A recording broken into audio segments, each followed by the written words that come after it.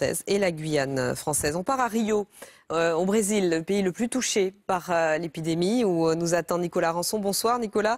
Alors l'inquiétude est forte dans ce pays qui est extrêmement touché, d'autant plus qu'il n'y a pour le moment aucune façon de se prémunir de la propagation de ce virus.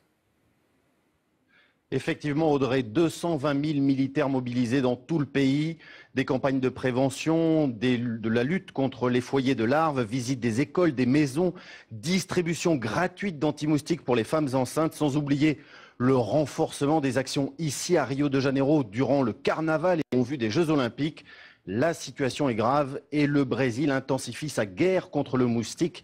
Aïdés égyptiens à l'origine de cette épidémie de Zika. Le Brésil est de loin, vous le disiez, le pays le plus touché. On estime entre 400 000 et 1 300 000 personnes, majoritairement dans le nord-est du Brésil, qui auraient déjà été infectées par le Zika. Alors impossible d'avoir des chiffres plus précis.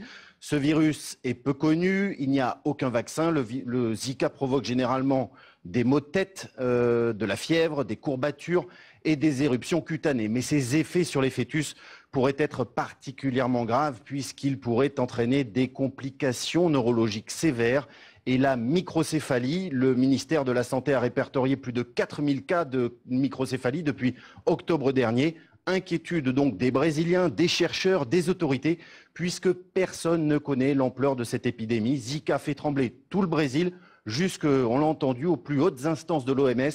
L'Organisation mondiale de la santé parle maintenant d'une propagation explosive. Merci Nicolas Rançon.